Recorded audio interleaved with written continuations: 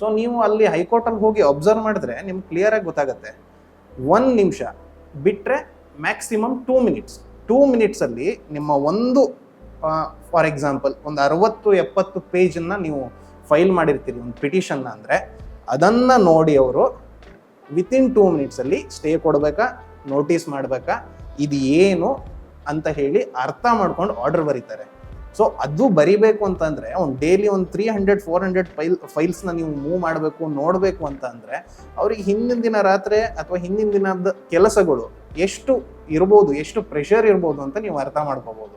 So ಇವರಿಗೆ ಈ ಸಾಧ್ಯತೆಗಳು ತುಂಬ ಕಡಿಮೆ ಇವರ ವರ್ಕ್ ಪ್ರೆಷರಲ್ಲಿ. ನಾವು ತುಂಬ ಜನ ಅಂದ್ಕೊಂಡ್ಬಿಡ್ತೀವಿ, ಎಷ್ಟೋ ಜನ ನಾನು ನೋಡ್ತೀನಿ ಸೋಷಿಯಲ್ ಮೀಡಿಯಾದಲ್ಲೆಲ್ಲ, ಯಾಕೆ ಕಾನೂನು ಫೀಲ್ಡಲ್ಲಿ ಮೇಯಲ್ಲಿ 1 ಮಂತ್ ರಜಾ, ಅಕ್ಟೋಬರಲ್ಲಿ 1 ಮಂತ್ ರಜಾ, 15 ಡೇಸ್ ರಜಾ, ಡಿಸೆಂಬರಲ್ಲಿ ವಿಂಟರ್ ರಜಾ ಬರುತ್ತೆ ವೆಕೇಶನ್ ಅಂದ್ಬಿಟ್ಟು, ಅಲ್ಲಿ ಯಾಕೆ 15 ಡೇಸ್ ರಜಾ.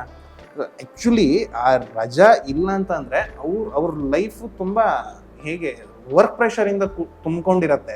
ಅವ್ರಿಗೆ ಒಂದು ಸ್ವಲ್ಪ ರಿಲ್ಯಾಕ್ಸ್ ಆಗೋಕ್ಕೆ ಇದೆಲ್ಲ ಬೇಕಾಗುತ್ತೆ. ಆ್ಯಂಡ್ ಮೊರವರ್ ಇದು ಕೋರ್ಟ್ ಇವಾಗ ಹೈಕೋರ್ಟು 10:30 5, 4:30 to 5 ಅವ್ರಿಗೆ ಸಿಟ್ಟಿಂಗ್ ಇದೆ ಅಂತಂದರೆ, ಅಲ್ಲಿ ಸಿಟ್ಟಿಂಗ್ ಮುಗಿಸ್ಕೊಂಡು ಮನೆಗೆ ಹೋಗಿ ಆರಾಮ್ಸೆ ರೆಸ್ಟ್ ಮಾಡೋದು, ಮಜಾ ಮಾಡೋದು ಅನ್ನೋ ಪ್ರಶ್ನೆನೇ ಇಲ್ಲ. ಬಿಕಾಸ್ ನಾಳೆ ಬೆಳಗ್ಗೆ 150 ಕೇಸ್ ಲಿಸ್ಟ್ ಆಗಿರುತ್ತೆ. ಆ 150 ಕೇಸ್ನ ಅವ್ರು ಓದ್ಕೊಂಡು ಬರಬೇಕು, ಅದನ್ನು ಓದ್ಕೊಂಡು ಬಂದು ಆರ್ಗ್ಯುಮೆಂಟ್ ಕೇಳಿ ಆದೇಶ ಕೊಡಬೇಕು. ಸೊ ವರ್ಕ್ ಪ್ರೆಷರ್ ತುಂಬ ಇದೆ.